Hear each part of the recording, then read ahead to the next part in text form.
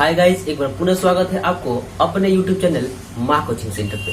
तो आज का जो क्लास है, एक क्लास तो हमने कर लिया है, ठीक है। और आज का क्लास आपके लिए रखा गया है ताकि जितने भी इससे संबंधित मेन पॉइंट होते हैं, जो इसको कहा जाए की नोट, ठीक है, इस तरह के होते हैं, ये आज हम लोग पूरा क्लियर कर लेंगे। यानी कि हम लोग कर रहे हैं, ये बात उनके लिए कहा जा रहा है जो अभी अभी जुड़े हुए हैं, वरना आप लोग तो जानते ही हैं, ठीक है। जो प्रतिदिन व्यूअर हैं, ठीक है, उनके लिए तो ये बात नहीं है। जो अभी अभी जुड़े हैं उनके लिए कहा जाए कि हम लोग कर रहे हैं अध्याय 3, ठीक है, यानी कि अध्याय 3 दो चर वाले रैखिक समीकरण। और ये जो है दो चर वाले रैखिक समीकरण हम लोग इसके पहले भी एक क्लास इसका कर लिए हैं और साथ में 2-3 लेसन और भी कर लिए हैं। और यदि आपकी इच्छा हो कि मैं इस क्लास को शुरू से देखूं तो आप चैनल के प्लेलिस्ट पे जाइए। यूट्यूब में आप जा करके माँ कोचिंग सेंटर लिख सकते हैं और वहां पे जा करके प्लेलिस्ट आप ढूंढ सकते हैं, ठीक है। और एक बात थी कि कल किसी ने, और लगभग किसी ने नहीं, 3-4 लोगों ने फोन किया, ठीक है, कि ये जो है आपका क्लास का नोटिफिकेशन नहीं आ रहा है। तो भाई नोटिफिकेशन कैसे जाएगा?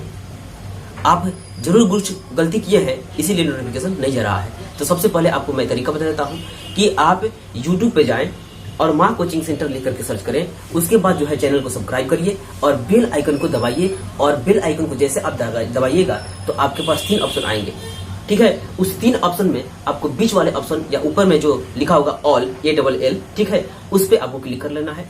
और जब भी आपका क्लास शुरू हो जाएगा और वीडियो चला जाएगा तो आपके पास जो है एक नोटिफिकेशन चला जाएगा, ठीक है। तो ये सब बात मैं उन लोगों को बता रहा था जो अभी अभी जुड़े हुए हैं, ठीक है, और चाहते हैं, और जिनको ये दिक्कत था कि हमारे पास नोटिफिकेशन नहीं आ रहा है, तो आपके पास अब नोटिफिकेशन जाएगा। लेकिन आप इस काम को करिएगा, तब जो मैंने बात को बताया उस काम को कर लीजिएगा तो आपके पास प्रत्येक रोज जब भी वीडियो डाला जाएगा नोटिफिकेशन जाते रहेगा, ठीक है। तो हम लोग बात कर रहे हैं, अपना विषय बिंदु पा रहे हैं। उस क्लास में हम लोगों ने, पिछले वाले क्लास में हम लोगों ने बताया कि इसका नाम दो चर वाले रैखिक समीकरण क्यों पड़ा है। और रैखिक का कहने का अर्थ था घात 1, ठीक है। और इसका रूप हुआ था AX। ये जितनी भी बात आप देख रहे हैं ये आज आपके दिमाग में बिल्कुल उतार दूंगा, ठीक है। और आप इसमें सहयोग करें कि आप भी इस पर थोड़ा सा मदद करें। अगर इस बात को आप समझ लेते हैं, और एक बात और लिखने वाला हूँ, इस पूरी बात को समझ लेते हैं तो ये पूरा पाठ आपका गुलाम नहीं हो गया तो आप कहिएगा, ठीक है। मैं इस बात को बिल्कुल अच्छी तरह से आपके दिमाग में उतारना चाहता हूँ और हमारे साथ केवल एक और एक मेहनत करना है, मात्र एक मेहनत करना है कि जो ये लिखा जाएगा इसको अच्छी तरह से दिमाग में रख लीजिएगा आप, ठीक है, या अपने कॉपी पे नोट कर लीजिएगा, ठीक है। पहली बात होगा कि अगर इस बात को समझ जाते हैं तो प्रश्न को देखते ही आपका आंसर आपके दिमाग में उतर जाएगा, ठीक है। किस तरह का प्रश्न बनेगा, किस तरह का जवाब आएगा, आप दिमाग में उतार सकते हैं। तो बात हो रहा है कि हम लोग पढ़े थे द्विघात समीकरण, यानी कि दो चर वाले रैखिक समीकरण। इसका रूप हुआ था AX + BY + C = 0, ठीक है। और पढ़े थे A1X B1 C1, और इसके साथ पढ़े थे दूसरा बात A2, इसको हम लोग कहते हैं समीकरण 1, और A2X + B2Y + C2 = 0, इसको कहते हैं समीकरण 2। और साथ में हमने बता दिया था कि A कौन है, B कौन है, C कौन है, ठीक है। और साथ में A1 A2 B1 B2 C1 C2 ये सब कौन है आपको बता दिया गया था, ठीक है। यानी कि जो X के साथ रहेगा वो कहलाएगा A, ठीक, और जो Y के साथ रहेगा वो कहलाएगा B, और जो अकेला रहेगा कांस्टेंट उसका नाम हो जाएगा C, ठीक है। इतना बात हो गया था पिछले क्लास में। अब देखिए, कह रहा था कि उस क्लास में हमने बताया था, इस तरह की बात हम लोग बता दिए थे, ठीक है। और साथ में यहाँ पे एक बार रिपीट करता हूँ कि दो चर वाले रैखिक समीकरण को हल करने की 2 विधियां हैं, ठीक है। दो चर वाले रैखिक समीकरण को हल करने की 2 विधियां हैं। उस पिछले क्लास में भी हम लोग इस बात को कहती है, ठीक है। यानी कि पहली विधि जो है यहाँ पे ग्राफीय लिखा गया है, या दूसरी विधि लिखा गया है गणितीय, तो आप किसी में पहला दूसरा कह सकते हैं, ठीक है। किसी को पहला दूसरा कहिए। लेकिन बात हुआ कि गणितीय विधि 3 तरह की होगी, ठीक है। पहली विधि होगी प्रतिस्थापन विधि, और इससे एक प्रश्न भी हमने किया था, ठीक है। दूसरी विधि का नाम होगा विलोपन विधि, और तीसरी विधि का नाम होगा ब्रज गुणनखंड विधि, ठीक है। पहली विधि का नाम प्रतिस्थापन विधि, और दूसरी विधि का नाम विलोपन विधि, और तीसरी विधि का नाम हो जाएगा ब्रज गुणनखंड विधि। अब कह रहा है कि जब आप ग्राफ खींचिएगा हाँ, जब आपको ग्राफीय विधि से बनाने कह दिया जाएगा तो आप बनाइएगा, तो आपके पास 3 तरह के कंडीशन आएंगे। या तो ग्राफ एक दूसरे को काटेगा, या तो ग्राफ एक दूसरे के समानांतर होगा, और या तो ग्राफ एक दूसरे पर ही हो जाएगा, तो उसका नाम हो जाएगा संपाती। ठीक है, तो प्रश्न का मुखड़ा देख करके आप उसका जवाब बता सकते हैं कि तुम जो है समानांतर हो गए, तुम जो है समानांतर नहीं संपाती हो गए, तुम जो हो संपाती नहीं बल्कि प्रतिच्छेदी रेखा मिलने वाले हो। ठीक है, तो देखिएगा, अगर A1 बटा में A2 B1 बटा में B2 के बराबर नहीं होगा तो कहिएगा कि प्रतिच्छेदी रेखा मिल गया है। ठीक है, और साथ में ये देखिए, यही तो समीकरण का रूप होगा। इसके A1 इसके A2 इसके B1 इसके B2 आपस में जब बराबर नहीं रहेंगे तो आप कहिएगा कि प्रतिच्छेदी होगा। अरे घबराने की जरूरत नहीं है, थोड़ा सा देर में केवल एक उदाहरण लिखूंगा और बिल्कुल दिमाग में उतार दूंगा। ठीक है, पहले आप बात समझिए। पहले समीकरण में का A1, दूसरे समीकरण में का A2, पहले समीकरण में का B1, दूसरे समीकरण में का B2 अगर बराबर नहीं होंगे बटे में, ठीक, तो कहिएगा कि ये जो है समानांतर रेखा नहीं बल्कि ये काटने वाली रेखा मिलेगी, यानी कि प्रतिच्छेदी रेखा मिलेगी। ठीक है, दूसरी बात हो रहा है, देखिए कह रहा है कि यदि A1 बटा में A2 भी बराबर हो गया, B1 बटा में B2 भी बराबर हो गया, लेकिन C1 बटा में C2 के बराबर नहीं है, तो कहिएगा कि ये ग्राफ जो है समानांतर रेखा जाएगा। ठीक है, समानांतर रेखा जाएगा। ठीक, इतना सब बात समझ में आ रहा है। साथ में आगे आते हैं, कह रहा है कि यदि A1 बटा में A2, B1 बटा में B2 और C1 बटा में C2 तीनों आपस में बराबर हो जाएंगे तो ग्राफ जो है एक दूसरे पर चढ़ी हुई रेखा प्राप्त होगी, यानी कि संपाती। ठीक है, एक दूसरे पर चढ़ी हुई रेखा संपाती प्राप्त होगी। तो ये बात तो क्लियर हो गया है। ठीक है, अब कहिएगा कि थोड़ा सा लिख के बताइए तो कैसे होगा। तो देखिए, यहां से मैं एक समीकरण लिखने वाला हूं। हाँ, यहाँ पे लिख रहा हूं 2x plus 3y 2x plus 3y minus 4 equal to 0, और कहिएगा कि 4x plus 6y minus 8 equal to 0। अब देखिए, हम क्या कहे थे कि x के साथ में जो रहेगा वही कहलाएगा a, और y के साथ में जो रहेगा वो कहलाएगा b, और जो कुछ भी नहीं लेकर के आएगा केवल कांस्टेंट होगा उसका नाम हो जाएगा c। तो अब बात हुआ कि यहाँ से आपको तुलना करके बताना है कि इसका ग्राफीय निरूपण, गणितीय छोड़ दीजिए, अभी हम लोग बात कर रहे हैं ग्राफीय। गणितीय तो बिल्कुल उतारिए दिमाग में, ठीक है, लेकिन सबसे पहले बात करना है कि ग्राफीय में ये कैसा निरूपण होगा। तो हम लोग यहाँ कर रहे हैं कि यही है A1 और यही है A2। ठीक है, x के साथ जो रहेगा वही a कहलाएगा, और दो बार a मिल गया है तो पहचानने के लिए एक तो A1 और दूसरा हो जाएगा A2। दूसरी बात हो गया है कि यहाँ पे देख रहा हूँ कि y के साथ आया है तो यह है b, और यहाँ पे भी y के साथ आया है तो यह है b, यानी कि B1 B2, और यही तो आदमी है C1 और यही आदमी है C2। तो आप एक बार अनुपात लगाइए, तो A1 बटा में A2, B1 बटा में B2, C1 बटा में C2 अनुपात लगाएं। A1 बटा में A2 यानी कि कह दिया जाए 2 बटा में 4, और कह दिया जाए 3 बटा में 6, 3 बटा में 6, और 4 बटे में माइनस लगा हुआ है, -4 बटे में -8। तो कटाते हैं, 2 एकम 2, 2 दूनी का 4, 1 बटा में 2, 2 एक 3 एकम 3, 3 दूना का 6, और 4 एकम 4 और 4 दूना का 8। अरे भाई 1 बटा में 2, 1 बटा में 2, 1 बटा में 2, 2 बार 3 बार आ गया है, यानी कि इस शर्त को पूरा कर रहा है। A1 बटा में A2 बराबर B1 बटा में B2 बराबर C1 बटा में C2, यानी कि जब भी इसका ग्राफ बनेगा तो एक दूसरे पे चढ़ी हुई रेखा आएगी और उसका नाम हो जाएगा संपाती, उसका नाम होगा संपाती। दूसरा बात हो गया, ठीक है। एक और उदाहरण लेता हूं और इसको हम लोग क्लियर करेंगे। एक दूसरा उदाहरण लिया जाए।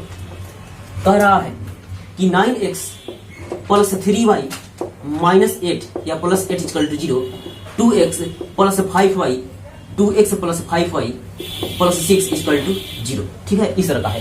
तो x के साथ में जो होगा वही तो a होगा। तो आप पहले बताइए कि आप कर सकते हैं क्या इस काम को, आप कर सकते हैं क्या, अनुपात निकाल के बता सकते हैं कि इससे बनने वाला ग्राफ किस प्रकार का होगा। तो कुछ नहीं करना है भाई, पहला में का a, दूसरा में का b, पहला में का b, दूसरा में का b, दूसरा में का c, पहला में का c और दूसरा में का c, यानी कि ये आप बट्टा में लगाइए। तो ठीक है, तो आप कहेंगे यही तो है A1, यही है B1 और यह है C1, यहाँ पे ये हो गया A2, ये हो गया B2 और ये होगा C2। अरे भाई x के साथ में जो रहेगा वही होगा A, और b के साथ में जो रहेगा उसका नाम होगा y, y के साथ में जो रहेगा उसका नाम होगा b, और जो कांस्टेंट टर्म होगा उसका नाम होगा c।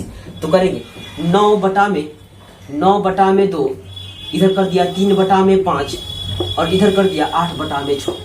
अरे भाई यहीं पे काट दिया कि 9 बटा में 2 बराबर नहीं है 3 बटा में 5 का, यानी कि A1 बटा में A2 बराबर नहीं है B1 बटा में B2। तो शर्त कौन सा है? शर्त है कि A1 बटा में A2 बराबर नहीं है B1 बटा में B2, यानी कि प्रतिच्छेदी रेखाएं प्राप्त होंगी। ठीक है, यही तरीका है। पूरा पार्ट इसी पे टिका हुआ है। ठीक है, अब देखिए एक और मैं समीकरण लिखने वाला हूँ। अरे बात समझ में आ रही है? एक बार फिर समझिए तो a1 बटा में a2 हमने कर दिया, b1 बटा में b2 कर दिया और c1 बटा में c2 कर दिया। तो a1 बटा में a2 बराबर नहीं है b1 बटा में b2। इसका मतलब जो है इस बात पे आ रहा है, तो कह देंगे इसका ग्राफ जब भी बनेगा तो प्रतिच्छेदी रेखा बनेगा। ठीक है, तो इसको रफ कर देता हूं और एक उदाहरण और लिखूंगा मैं। एक उदाहरण तो आपके लिए और चाहिए। ये देखिए उदाहरण लिख रहा हूं मैं, 9x plus 3y minus 4 equal to 0 और कह दिया जाए 45x plus 15y minus 7 equal to 0। तो एक काम करिए, तो a1 a2 b1 b2 c1 c2 आपको समझ में आ रहा है? तो जल्दी से बताइए कि किस शर्त पे पूरा कर रहा है। हाँ, किस शर्त को पूरा कर रहा है आप ही को बताना है, मैं थोड़ा देर में बताऊंगा। आप पहले बताइए, जल्दी से बताइए। a1 बटा a2 b1 बटा b2 c1 बटा c2 पहचान करके उसको और बट्टा में लगाइए।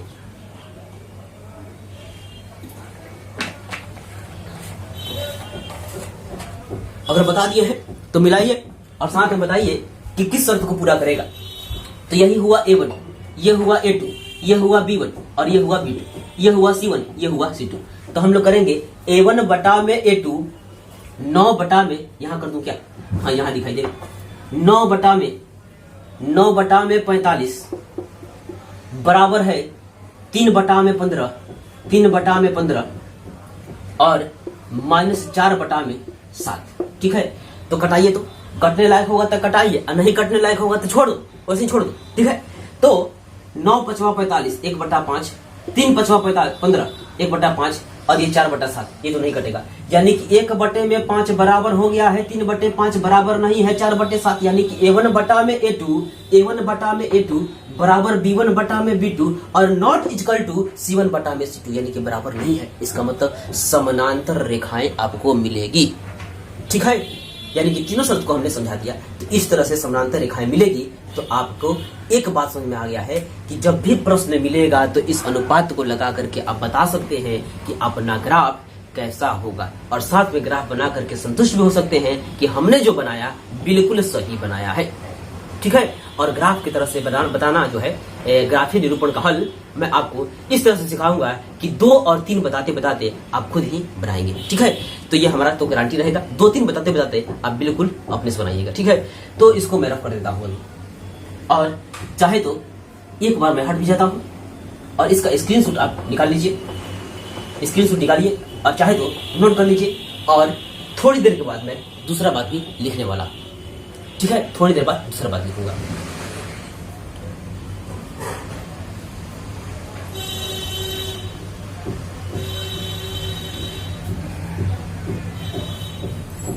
तो अब करते हैं इसको रफ। ठीक है, इसको आप रफ करते हैं और खाली समय में आप इसको वीडियो को आगे पीछे करके इसको आप लिख सकते हैं। ठीक है, तो समय को विलंब किए बिना ही इसको हम लोग आगे चलते हैं। ठीक है, तो रफ तो मैंने कर लिया था। ठीक है, और साथ में एक इंपॉर्टेंट बात और रह गई थी, उसको हमने लिख लिया है। ठीक है, और इस बात को ये देखिए डिब्बा में रख दिया गया है, यानी एक बॉक्स में इसको बनाकर रखा गया है।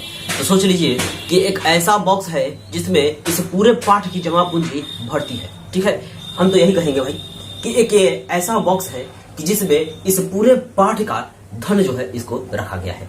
देखिए वो धन क्या है, इतना बात तो आपको मालूम है, मैंने बता दिया। ठीक है, यहां तक बात को मैंने बता दिया पिछले बार में, लेकिन ये जो बात जो लिखा गया है ये इस बात को नहीं बताया गया है। और साथ में आपने पाठ्य पुस्तक के पृष्ठ पे जाइए। ठीक है, अपने पाठ्य पुस्तक के अध्याय में जाइए और उस अध्याय में जाकर के यानी कि 2 चर वाले रैखिक समीकरण के अध्याय में जाइए और वहां पे आप जाकर के ढूंढिए कि क्या ऐसा डिब्बा है। डिब्बा तो है, बनाया हुआ है, डिब्बा बनाया हुआ है, लेकिन ऐसा डिब्बा नहीं होगा। ठीक है, ये अपना तरफ से बना करके हमने लिख दिया है ताकि बिल्कुल पाठ आसान हो जाए। ठीक, तो देखिए आपको डिब्बा में यहां तक हमने ग्राफीय निरूपण और साथ में गणितीय निरूपण के लिए शर्त बता दिया है पहले। ठीक, और यहाँ पे कह रहा है हल के लिए शर्त, हल के लिए शर्त कह दिया है। इसका मतलब जब आप पाठ में जाइएगा तो कहेगा कि उसी को हल करो जो संगत है, उसी को हल करो जो संगत है, यानी कि जो संगत होंगे उनको ही हल करना होगा। तो आप कैसे बताइएगा कि जो संगत है। ठीक, तो संगत के लिए क्या करना पड़ेगा, तो आप समझ जाइए कि a1 बटा में a2 बराबर b1 बटा में b2 नहीं होगा।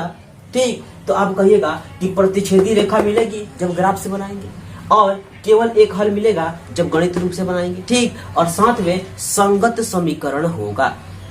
ठीक है, संगत समीकरण होगा। जैसे लिखा हुआ है 9x + 2y = 3 और लिखा हुआ है 2x + 5y = 6। ठीक है, अरे भाई x के साथ में जो है वही तो a है, और यहाँ पे भी x के साथ में है तो वही a है, तो ये हुआ a1 और ये हुआ a2, और y के साथ में जो है ये हुआ b1 और ये हुआ b2, ये भी तो y के साथ में है, और यहाँ पे ये हुए c1 और ये हुए c2। अरे भाई ये c इधर भी रहे या उधर भी रहे c ही कहलाएंगे, लेकिन ये कांस्टेंट टर्म ही होंगे। ठीक है, तो आप करिए तो a1 बटा में a2, b1 बटा में b2, c1 बटा में c2, यानी कि ये बटा ये बटा ये बटा ये करिए, तो यानी कि हम लोग करेंगे 9 बटा में 2, 2 बटा में 5 और कर दिए 3 बटा में 6, सबको लगा दिए। अब देखिए तो 9 बटा में 2 बराबर होगा क्या 2 बटा में 5 के, तो कहिएगा बराबर नहीं है, बराबर नहीं है। तो जब a1 बटा में a2 बराबर नहीं है b1 बटा में b2, तो बनाएंगे तो ग्राफ आएगा काटल। ठीक, और साथ में केवल एक हल होगा और संगत होगा। ठीक, और कह रहा है कि जब a1 बटा में a2, b1 बटा में b2, c1 बटा में c2 सभी बराबर आ जाए तो संपाती रेखा मिलेगी, एक दूसरे पे चढ़ी हुई, जैसे कि बताया हूँ। ठीक, और साथ में अपरिमित रूप से अनेकों हल मिलेंगे उसके। और ग्राफ कैसा होगा भाई, बल्कि हल का शर्त कैसा होगा, तो वो भी संगत होगा।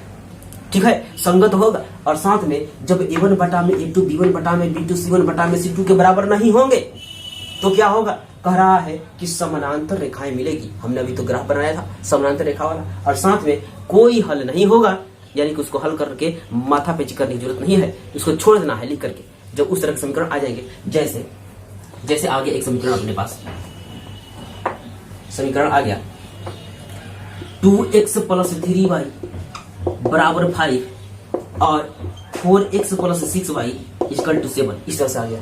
तो पहले a1 बटा में a2, b1 बटा में b2, c1 बटा में c2 करने आता है, अगर आता होगा तो आप करिए। ठीक, आप करिए तो ठीक, तो a1 बटा में a2, b1 बटा में b2, c1 बटा में c2 करिए, यानी कि जो संख्या है वही तो है a1 a2 b1 b2, यानी कि x के साथ में रहेगा तो a1 a2 कहलाएगा, और y के साथ में रहेगा तो b1 b2 कहलाएगा, और जो किसी के साथ में नहीं रहेगा वही तो c1 c2 कहलाएगा। हाँ भाई, तो हम कहेंगे यानी कि 2 बटे में 4 बराबर 3 बटे में 6 बराबर 5 बटे में 7, ये तो हमने कर लिया। अब बताइए कि क्या कट रहा है, तो कहिए कि कट रहा है, तो कटाइए। 2 एकम 2 और 2 दूनी का 4, 3 एकम 3 और 3 दूना का 6, यानी कि 3 दूना का 6, 2 हो गया, और ये तो कटेगा ही नहीं। तो ये देखिए तो a1 बटा में a2 बराबर b1 बटा में b2 not equal to c1 बटा में c2, यानी कि c1 बटा c2 के बराबर नहीं है। इसका मतलब जो है कि ये बात क्लियर हो रहा है।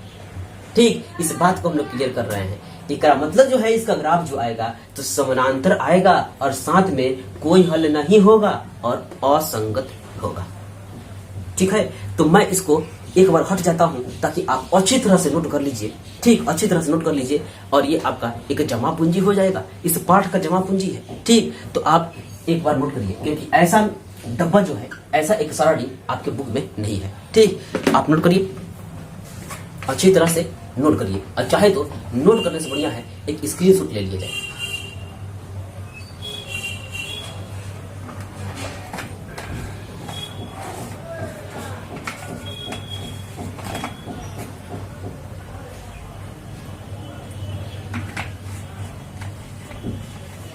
अगर हो गया है, ठीक है, तो हम लोग इसको हटाते हैं। ठीक है, और एक बात जो है आप बहुत बढ़िया समझ ले, आप बहुत बढ़िया समझ लीजिए इस बात को, कि अगर मैं बताते जाऊं और आप इसको कवर ना करें तो बिल्कुल दिक्कत हो जाएगा। ठीक है, क्योंकि क्लास चल रहा है सीरियस, बहुत कम समय में हम लोग ज्यादा बात लिख लिया है। ठीक है, यदि लंबा हो जाएगा तो कोई फायदा होगा नहीं, और आप यूं ही छोड़ दीजिएगा तो बिल्कुल फायदा नहीं होगा। ठीक है, यानी कि पढ़ने के बाद भी आप आधा 1 घंटा इस पे जरूर मेहनत करिए, कम से कम 1 घंटा तो मेहनत करना पड़ेगा, तभी आपको जाकर के मैथ ठीक होगा। ठीक, ये तो हमें रास्ता बता रहा हूँ, मेहनत आप कितना कर रहे हैं आप ही समझिएगा। ठीक है, तो इसको मैं रफ करूंगा और एक क्वेश्चन जो है आपको लिख के बताता हूँ। ठीक है, एक क्वेश्चन लिख करके दिखाता हूँ। एक प्रश्न को तो जरूर किया जाएगा।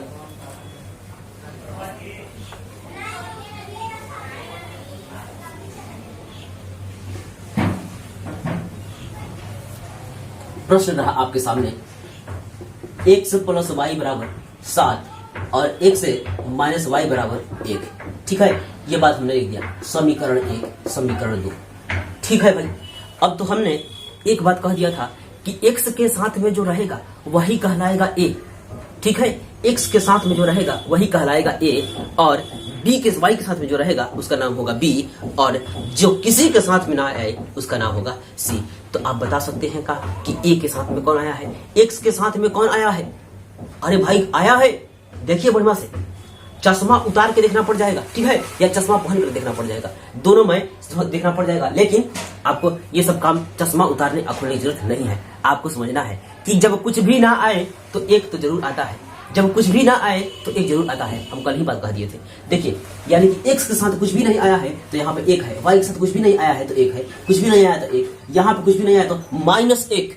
ठीक, -1 आया है। ठीक, यहाँ पे -1 आया है और बाकी सभी जगहों पे +1 आया है। ठीक, तो ये ना कह दीजिएगा कि a दिखाई नहीं दे रहा है, b दिखाई नहीं दे रहा है, c दिखाई नहीं दे रहा है। बिल्कुल दिखाई देगा, देखने का तरीका चाहिए। ठीक है, हाँ, देखने का तरीका चाहिए। देखते तो बहुत लोग हैं और कैसे देखते हैं ये तो आपकी नजर समझेगी। ठीक है, ये बात हमने लिख दिया। अब देखिए, इसको मैं सबसे पहले तो प्रतिस्थापन विधि द्वारा बनाऊंगा। ठीक है, और साथ में इसको गणितीय और ग्राफीय दोनों विधि से बताने वाला हूँ। पहले बताने वाला हूँ गणितीय विधि से। ठीक है, तो गणितीय विधि से बनाऊंगा। तो देखिए, हम लोग चल रहे हैं गणितीय विधि। ए भाई, एक बार रुक जाते हैं, गणितीय विधि तो बनाएंगे लेकिन सबसे पहले चेक कर लेता हूं कि ये किस तरह का आदमी है। ठीक है, तो चेक करिए। तो अपना यही शर्त है, a1 बटा में a2 b1 बटा में b2 बराबर c1 बटा में c2 आ रहा है क्या।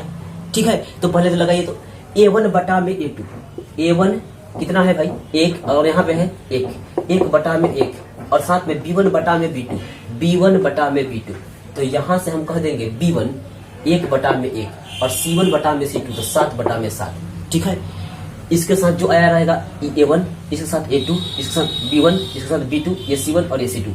तो देखिए, तो यहाँ पे ये a1 तो है 1 + 1, a2 है +1, b1 है +1, b2 कैसा है -1 है। ठीक है, तो अब आप बताइए कि क्या 1 बटा में 1 बराबर होगा 1 बटा में -1? अरे भाई, कभी नहीं होगा। हाँ, ये मत कह दीजिएगा कि 1 दिखाई दे रहा है तो बराबर हो जाएगा। अरे भाई, यहाँ पे माइनस में आ गया है।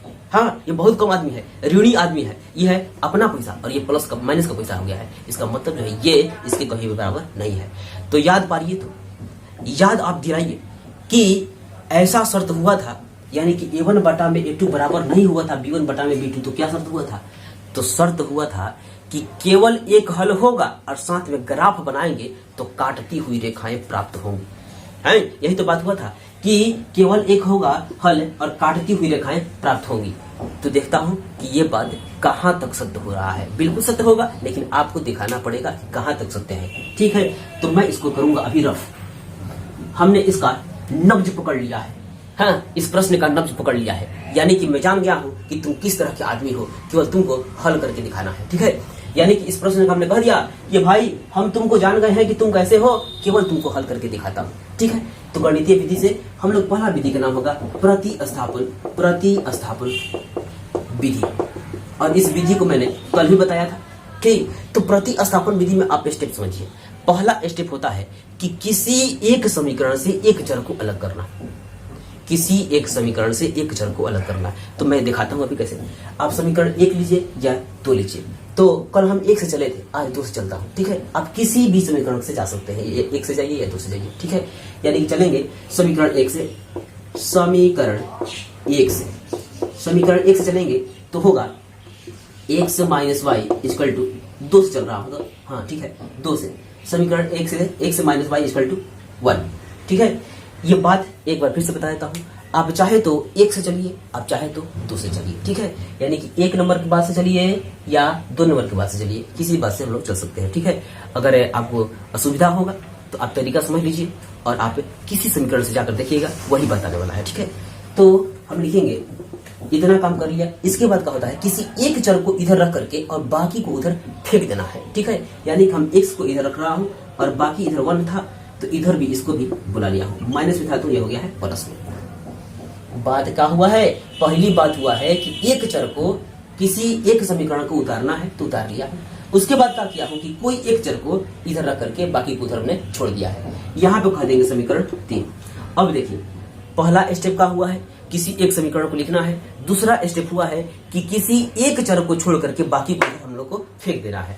दूसरा बात होगा क्या, दूसरा बात तो हो गया। तीसरा बात होगा क्या कि जिस समीकरण से निकल के आए हैं उस समीकरण से नहीं बल्कि जिसको छोड़ दिए हैं उसमें ले जाकर के इसको प्रतिस्थापित कर देना है, और इसी विधि का नाम है प्रतिस्थापन विधि। यानी कि एक में से उठा करके दूसरे में प्रतिस्थापित करेंगे तो उस विधि का नाम हो जाएगा प्रतिस्थापन विधि। ठीक है, तो हम किससे निकाल करके आए हैं, तो 2 से निकल करके आए हैं। इस बात को ले जाकर के 3 में रख देंगे, 2 में रख देंगे। ठीक है, 1 में रख देंगे, बोलो सॉरी 1 में रखेंगे। यानी कि 2 से चले हैं तो अब ले जाकर के 1 में रखेंगे। तो लिखेंगे समीकरण 1 में x के मान को प्रतिस्थापित करने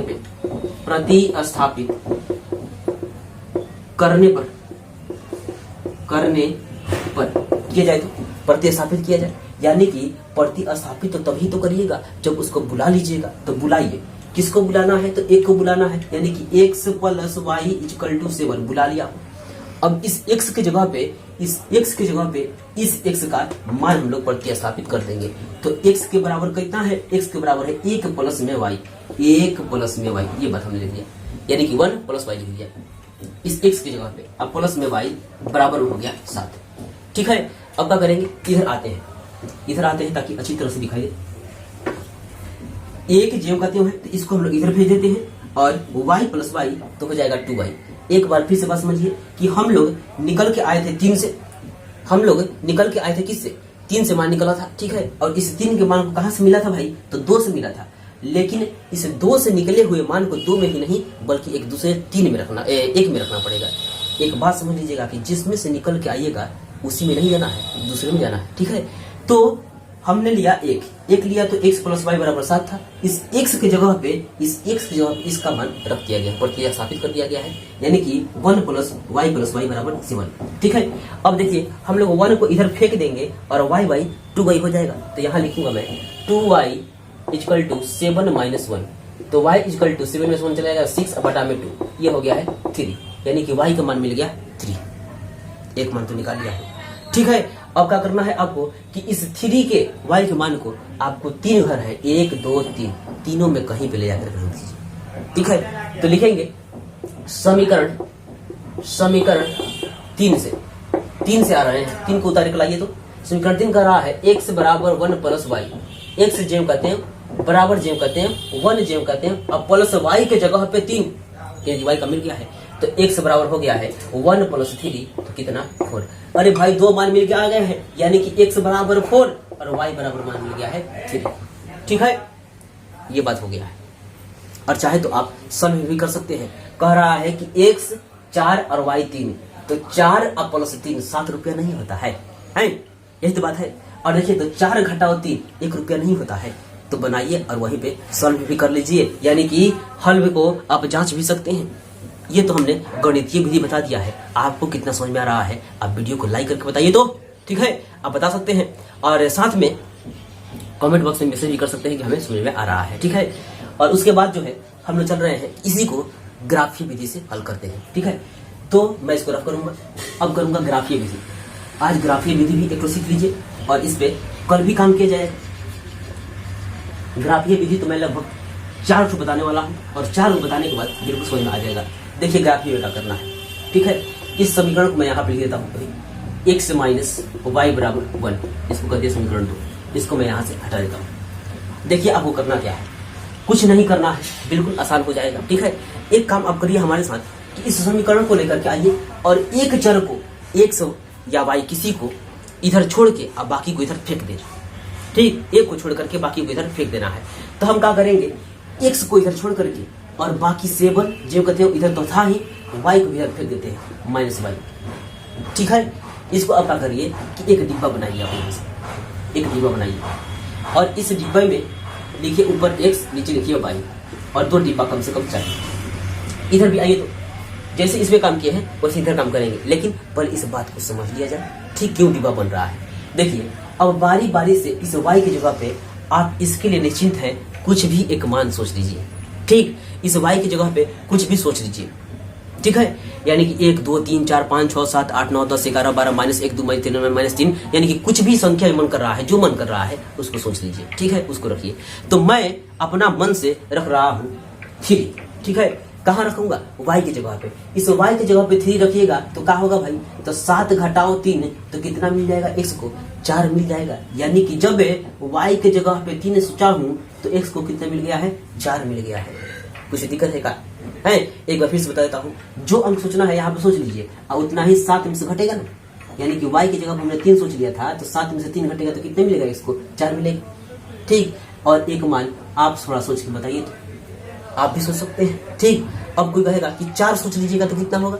तो 4 सोचो ना भाई, 7 घटाओ 4, y की जगह पे 4, तो 7 में से 4 घटेगा तो मिलेगा कितना? 3। तो जब सोचेंगे 4 तो मिला है 3। ठीक है, यही तो बात है। जो अंक सोचने का मन है वो सोच लीजिए। ठीक है, इसी तरह से काम यहाँ पे करिए। आप चाहे तो माइनस का भी चयन कर सकते हैं।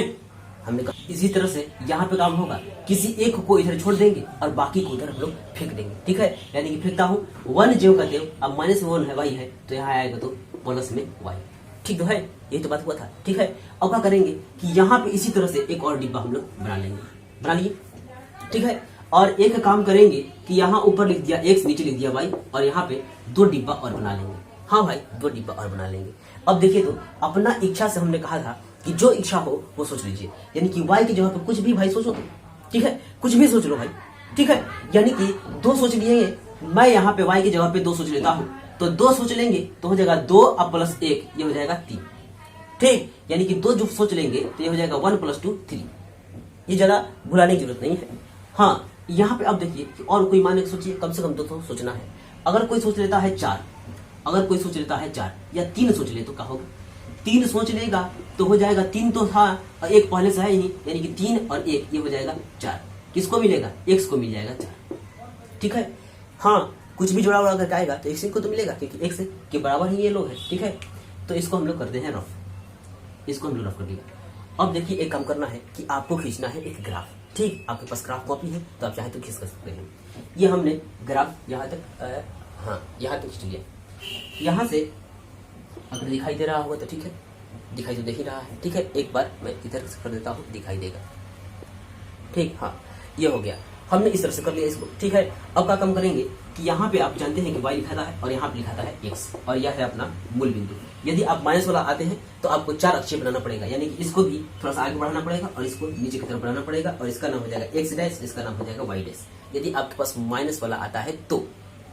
ठीक है, अब एक काम करिए कि आपके पास माइनस वाला तो है नहीं, यानी कि यहाँ पे 1 2 3 4 5 6, ये बात हमने कर दिया।